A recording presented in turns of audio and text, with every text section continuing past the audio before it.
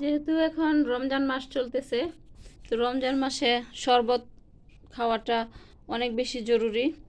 কারণ তরল খাবার না খেলে শরীর অনেক বেশি খারাপ হয়ে যাবে, দুর্বল হয়ে যাবে, মাথা ঘুরাবে, চোখে ঝাপসা দেখবে, মানে দেখবো আর কি। সে যাই হোক, তো এই জন্য আমি একটা বেল কিনে আনছি।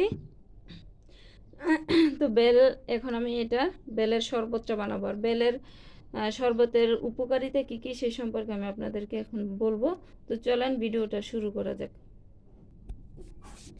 তো এই হচ্ছে আমার বেলের অবস্থা। বেলটা খুব একটা পাকা না, এই জন্য এইরকম। তো তারপরও দেখি কতটুকু শরবতটা বানানো যায়, চলেন দেখি। আমি এভাবে চামচ দিয়ে খুলে নিছি, দেখেন এভাবে চামচ দিয়ে খুলে নিছি। চামচ দিয়ে এভাবে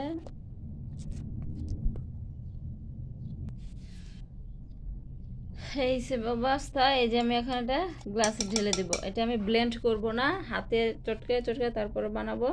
কারণ ঘরে আমার মা আর আমি ছাড়া আর কেউ নাই।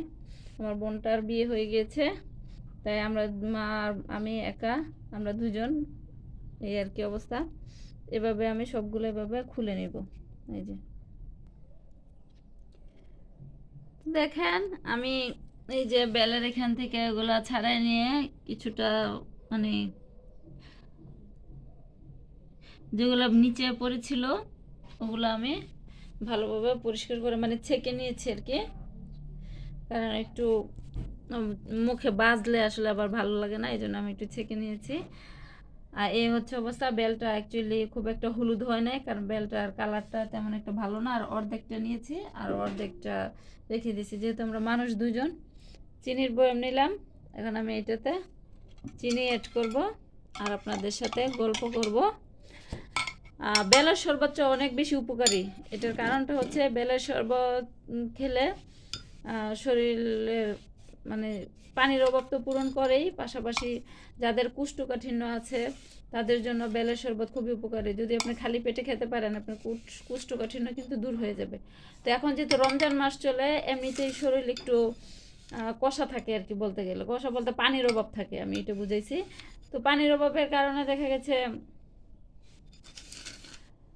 শরীরে আর কি পানির ঘাটতি দেখা দিলে এটা আপনার বেলের শরবতটা অনেক ভালো কাজ করে, পানির অভাবটা পূরণ করে, ডিহাইড্রেশনটা আর কি আর থাকে না। তো সেই জন্য আমি সবসময় চেষ্টা করি রমজান মাসে একটু বেলের শরবতটা খাওয়ার জন্য। কারণ বেলের শরবত অ্যাকচুয়ালি আমার খুবই ফেভারিট, তবে আমার বোনটা খেতে পারে না, ও কেমন করে, ওর কাছে আসলে ভালো লাগে না বেলের শরবত, এই জন্য খাইতেও চায় না।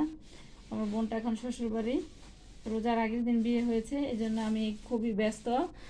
ব্যস্ত সময় আমার গেল, আমি ফেসবুকে কোনো রকম একটা দুটো পোস্ট করি, আর খুব একটা মানে অ্যাক্টিভ না আমি।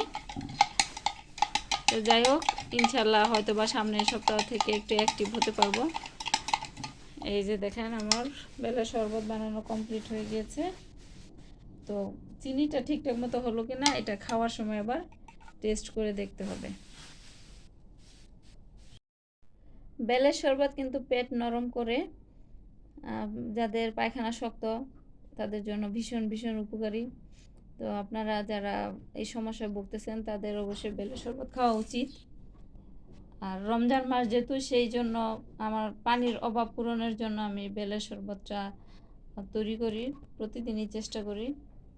কিনে আনতে হয়, আমাদের বেল গাছ নাই। তো এই হচ্ছে আমার বেলের শরবত,